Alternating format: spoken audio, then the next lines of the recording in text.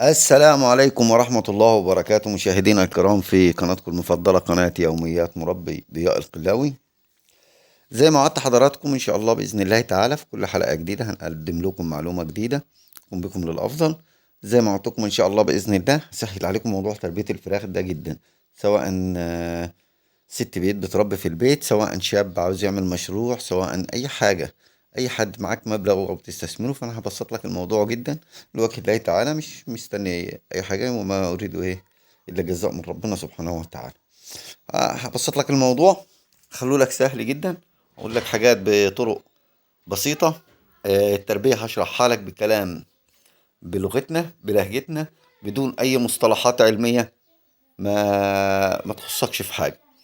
النهارده ان شاء الله باذن الله تعالى هنتكلم عن التربيه في البطاريات يا جماعه، مميزات التربيه في البطاريات وعيوب التربيه في البطاريات. ماشي. اولا مميزات التربيه في البطاريات. اولا هي اقتصاديه في المساحه، يعني في اقل مكان اقدر اربي اكبر عدد ممكن. كمان الامراض فيها او بتساعد على عدم انتشار الامراض، او الامراض فيها بنقدر نحد من انتشارها. كمان سهلة في التعامل وفي الشغل. كمان ما فيهاش ريحة الأمونيا اللي زي الأرضي.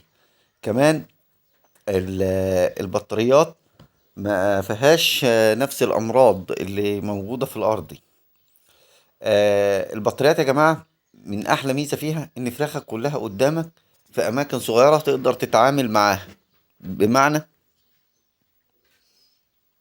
بمعنى إيه؟ بمعنى إن أنت عندك المكان، مثلا البطارية متقسمة، سواء بقى حاجات 50 أو 100 أو 200، على حسب المكان اللي انت عامله. فالموضوع بسيط وسهل جدا، ان انت شايف كل فرخة قدامك بتقدر تحدد فيهم. كمان التعامل معاهم سهل جدا. كمان بتقدر، يعني مثلا لو عندك فراخك فيها فراخ رفيعة او كده، ممكن بتحركها في العنبر بتاعك، بتقلب منها، بتجيب اللي محتاج تدفئة بتوديه في آخر العنبر، اللي محتاج تهوية بتجيبه في أول العنبر. المكان ده ما بتقدرش تسيطر عليه في الأرضي إلا بحجازات. فهنا التعامل بيبقى سهل جدا. كمان الأمراض سهل التعامل معاها في الشغل. يعني أي ميكروب أي فيروس لا قدر الله، سهل جدا إن أنت تتعامل في البطاريات غير الأرضي، لأن الأرضي بينتشر بسرعة، لأن الفراخ كلها مختلطة ببعضها. إنما في البطاريات الاختلاط بين الكل قليل جدا. عيوب البطاريات بقى يا جماعة. اولا ان انت اول عيب ان انت تشتغل في البطاريات وانت ما عندكش خلفية بالشغل في البطاريات. بمعنى ايه؟ لو طول عمرك بتربي او اتعلمت التربية على الارض، وجيت حولت التربية من الارض للبطاريات، وما انتش دارس الموضوع كويس، او قاري عنه كويس، او في حد معاك يدلك على الصح، الدنيا بتبوظ معاك. ليه؟ ال- البطاريات غير الأرضي في إنها بتحتاج حرارة أقل، بتحتاج رطوبة أعلى، لأن البطاريات طبعا ده حديد أو خشب أو كده، فهي جافة. غير الأرض الفرشة بتبقى محملة بالرطوبة، سواء من الأرضية والفرشة، فالوضع بيبقى مختلف. إنما البطاريات جافة فمحتاجة نسبة رطوبة، فأنت لازم توفر الرطوبة في العنبر. سواء بقى في تجهيزك ان انت بتجيب الاجهزه اللي هي بتضخ رصاص الميه عشان تعلي معاك الرطوبه في العنبر، او انت تعملها يدوي وترش على الجدران دايما في الارضيات بتاعت عنبرك، لان الارضيه عندك خاليه، ممكن توفر فيها نسبه ميه عشان مع التبخر توفر معاك وتعدل معاك نسبه الرطوبه في العنبر. اصعب مرض بيقابلك في البطاريات هو الايكولاي، لان الايكولاي غير الكوليستريد يا جماعه. الايكولاي عشان تسيطر عليه، الايكولاي بينتشر في البيئة الجافة، غير الكوليستريديا او الكوكسيديا. الحاجات دي بتحتاج بيئة نسبة الرطوبة فيها عالية. كمان الكوكسيديا مش موجودة في البطاريات. المهم نرجع للايكولاي. فانت اول حاجة في كتاكيتك في التحضير لازم تشتغل على حاجة كويسة لانها تشتغل على الايكولاي، لان الايكولاي دايما انتشاره سهل في البطاريات، فلازم تحافظ على جرعات للايكولاي، وهو بيبقى مضاد حيوي عموما يعني. الكوليستريديا بتبقى نشطة بسبب التزاحم، بسبب ان الاجهاد اللي بيحصل بسبب التزاحم. فدايما اهم حاجتين تحافظ عليهم في البطاريات هما انك تعالج دايما كوليستريديا، ودايما تكون معالج لوكولاي، وتحافظ على الرطوبة. لو عملت الحاجات دي ان شاء الله باذن الله الموضوع هينجح معاك بطريقة سهلة وبسيطة جدا، مش محتاج معاناة. البطاريات ما بتختلفش في الارض في الاصابة بالميكروبات. يعني ما فيش حاجة اسمها البطاريات انا بربي بطاريات فما عنديش فيروسات، فمش لا. كل واحد، لان الفراخ معظم الميكروبات اصلا زي الكوليستيريديا بالذات مثلا، هو موجود في امعاء الطير نفسه. يعني هو موجود اصلا في البيئة بتاعته، موجود في الفرخ نفسه من اول ما يجي، لكن بيحتاج لحاجات عشان تنشطه، اسباب بتخليه ينشط. فهو في اعمار معينه كده الكوليستيريديا بتنشط معاك، فاحنا في قبل المواعيد دي بيوم باتنين بتلاتة بننزل لها جرعات وقائيه. كمان لو الطيور بتاعتك اتعرضت لحراره عاليه، اتعرضت ل اي اجهاد، سواء بقى في تحجيز، سواء في حقن، سواء في تحصين، في الحاجات دي بتنشط معاها الكوليستيريديا دايما. فتكون في التوقيتات دي كمان محافظ عليه. كمان في مشاكل في العلف دي على الكل، على التربية الأرضي أو البطاريات، لازم تكون محافظ على جرعات الكوليسترول. نرجع للبطاريات. أهم حاجة زي ما قلنا هتحافظ على مواعيد الكوليستريديا، جرعات الكوليستريديا بالذات ومضاد السموم دول في مواعيد. تحط لها كده برنامج ثابت معاك، مثلا الجرعة الأولى على عمر 11 و12 و13 أو 10 و11 و12، والجرعة التانية 18 و19 و20 أو 17 18 19. دول أهم جرعتين تحافظ عليهم في الكوليستريديا في البطاريات. وفي الأرض برضه، بس في البطاريات لازم تبقى مركز أوي في الموضوع ده. كمان يا جماعة البطاريات بتحتاج ان انت تكون دايما دماغك شغال. يعني ما تقولش مش هحصن، ما ينفعش. التحصين ده شيء اساسي، لان التحصين ملوش علاقة بارضي او بطاريات. التحصين ليه علاقة بنوع الكتكوت نفسه، والمكان اللي انت عايش فيه او البيئة. لو بيئة محملة بالفيروسات او فيها الحمل الفيروسي عالي زي ما بنقول، لازم تحصن. تشوف ايه وتحصن عطرات المنتشرة عندك في منطقة. يعني عندك جمبورو مثلا، تحصن جمبورو. الاي بي، تشوف انهي عطر من الاي بي منتشرة عندك. كمان النيوكاسل لازم تشوف عطرات مناسبة للاصابات اللي بتجيلك. كمان تشوف لو عندك المكان او المنطقة او البلد اللي انت عايش فيها مثلا انفلونزا، فلازم تشوف فيها هي اتش 9 اتش 5، تحصن التحصينة بتاعتك. لو عملت الحاجات دي ان شاء الله باذن الله المشروع هيبقى ناجح معاك جدا. كمان البطاريات من اهم مميزاتها يا جماعه انها بتوفر اقتصاديه معاك، سواء في التدفئه، سواء في معامل التحويل، سواء في سحب العلف، لانها هي بتسحب معاك علف اقل، وبتديك معامل تحويل اعلى عن الارضي. بس بشرط ان انت تحقق لها كل عوامل النجاح دي، او عوامل التربيه الصحيحه، علشان الدوره تكون ناجحه معاك دايما باذن الله. يبقى زي ما قلنا، نرجع لكلامنا تاني الأساسي، إن أنت دايما في البطاريات تكون مركز، تكون دماغك فاطنة. كمان تكون عندك خبرة ودراية أنت هتتعامل إزاي، إزاي هتقدر توفر لهم الرطوبة، إزاي هتقدر تستقبلهم على حرارة أقل. وعشان تستقبلهم على حرارة أقل لازم الرطوبة معاك تكون عالية. لازم تحافظ إن الرطوبة على الأقل ما تقلش معاك عن 70%، علشان تقلل معاك من المشاكل اللي بتحصل، وفراخك ما تصرفش معاك، ما يحصلش معاك اسهالات، ما ينشطش في فراخك الاوكولاي. لو ان شاء الله باذن الله تعالى اشتغلت على الحاجات دي، ان شاء الله باذن الله تعالى دورتك تكون ناجحه جدا. انا عايز التربيه تحتاج يا جماعه. الفراخ ده فرخ كسول، هو كسول بطبعه كده. كسول بطبعه بمعنى ايه؟ ان هو عاوز ياكل ويشرب وينام.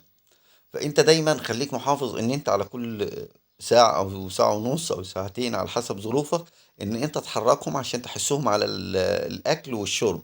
مش تحركهم عشان يجروا، لا، احنا بنحركهم بس عشان يقوم. اول ما بتقومه بتلاقيه قام، اكل وشرب وجه ينام. فده طبيعي، طبيعة الفرخ ده نفسه كده، عشان كده بيحاول معاك اكتر.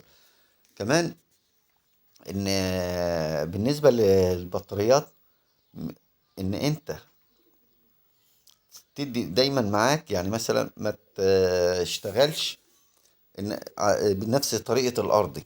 يعني البطاريات يا جماعة عشان الفراخ في مكان وتعتبر في البطارية، فهي متجمعة في مكان بسيط متقفل عليها، فبتحتاج لنسبة أكسجين أكتر من الأرضي، لأن المكان عشان الطرقة بره بين خطوط البطاريات أو بره البطارية بتختلف نهائي عن داخل البطارية، لأن في عوامل كتير قوي بتقلل تيارات الهواء داخل البطارية. فدايما تكون مركز في الموضوع ده، كأنك بتشغل الشفاطات، فدايما ما تحكمش على الجو الخارجي اللي هو خارج البطارية، يعني في نفس الغرفة أو في نفس العنبر بس خارج البطارية. لا، دايما اعتمد ان انت تركز على تيارات الهواء ونسبة الاكسجين داخل البطارية نفسها.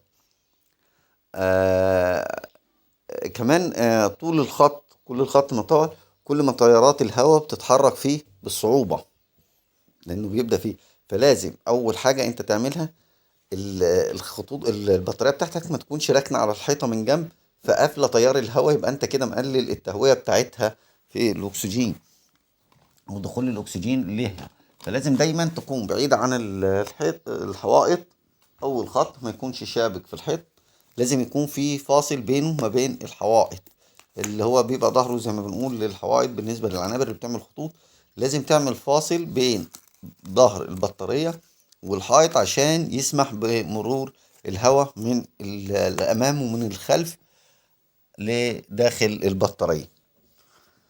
لو إن شاء الله حققت كده وقدرت تشتغل على كده، فان شاء الله دنيتك هتبقى مظبوطه. كمان ما تحكمش بالتهويه بين خارج البطاريه، زي ما قلنا لازم تشوف تبقى حرارتك بتقيس الحراره داخل البطاريه، لان داخل البطاريه الفراخ نفسها جسمها بالاحتكاك بتبقى مولده حراره، فجسمها اللي داخل البطاريه بيبقى دافي، فبتبقى محتاجه حراره اقل. ما تحطش الترمومتر بتاعك وتشتغل عليه ان هو خارج. داخل البطاريه دايما بيبقى اعلى درجتين وثلاثه عن خارج البطاريه.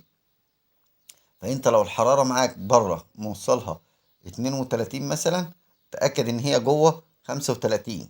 35 فده كتير قوي، فعشان كده في ناس كتير قوي بتفشل معاهم موضوع التربية في البطاريات. لو الرطوبة معاك خارج البطارية 50، هتلاقيها اقل من بكده بكتير قوي في داخل البطارية، عشان زي ما قلنا البطارية نفسها جافة. فهتلاقيها داخل البطارية 20 و25 أو 30 بأقصى درجة، وده هيأثر معاك جدا في النمو، هيعمل معاك سردة، هيخلي الفراخ مش قادرة تاخد نفسها، هيعمل معاك مشاكل تنفسية كتير قوي.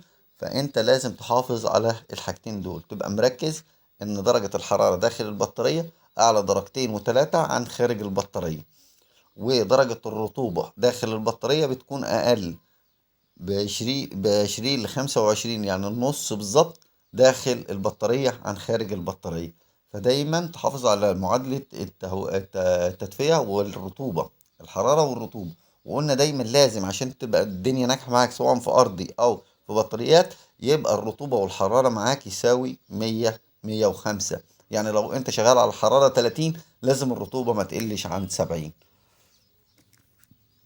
الحاجات دي يا جماعة يمكن حاجات بسيطة أو أنت تعتقد إنها بسيطة، بس بالعكس جدا الحاجات دي أهم حاجات أو أهم أساسيات في التربية سواء أرضي أو بطاريات، اللي هي إن أنت تعمل المعادلة بتاعت الحرارة والرطوبة. لو حافظت على المعادلة دي بالذات، كتاكيتك مش هيبقى فيها صردة، مش هتبقى متأخرة في سحب بالعلف، مش هيبقى فيه تفاوت في الأوزان، مش هتلاقي معاك الإسهالات أو الإسهالات المبكرة أو أي إسهالات طول الدورة. دايما تكون محافظ عليهم، وكل ما بتنزل بالحرارة درجة أو اتنين بتحاول ترفعهم بالرطوبة. على فكرة انت لو خليت الحرارة لو ظبطت الحرارة بتاعتك على 29 وخليت الرطوبة فوق 70%، فراخك مش هتتجمع من ساعة عمرها ما هتبرد ومش هتتجمع، لأن الرطوبة بتعادل الحرارة. كل الرطوبة ما عدلت بتظبط معاك الحرارة، فالكتكوت مش بيحتاج لحرارة عالية طول ما الرطوبة عالية. بالعكس، هو لو الرطوبة نزلت بيحتاج لحرارة أعلى، والحرارة الأعلى هي أحد أهم الأسباب اللي عاملة مشاكل في عنابر الدواجن كاملة سواء في البيوت أو في المزارع. إن هي بتعمل معاك صردة، تأخر الفراخ في سحب العلف، بتعمل معاك إسهالات، بتزود معاك نشاط الكوليستيريديا، وممكن بتزود معاها نشاط السموم الفطرية. يبقى كده إن شاء الله بإذن الله لو حافظت على المجموعة دي يبقى دورتك هتبقى ناجحة، هتعشق التربية في البطاريات إن شاء الله تعالى. إن شاء الله انتظرونا في حلقات جاية هنقدم فيها معلومات أكتر وهنفيدكم أكتر بالشرح البسيط السهل السلس اللي تقدر تفهم منه وتتعلم منه التربية. أتمنى إن النهاردة تكون حلقة النهاردة تكون فادت حضراتكم، تكون اتعلمت منها حاجة أو فهمت مننا حاجة. نسألكم الدعاء، وأسألكم أنت يعني حاول توصل المعلومات دي لأي حد بأي طريقة، إن أنت تبعت له الحلقة، تعمل لها شير، تعمل لها لايك، تقول لأي حد طرف مربع القناة عشان يتعلم الحاجات البسيطة دي. وبكده أقدر أقول لحضراتكم السلام عليكم ورحمة الله وبركاته.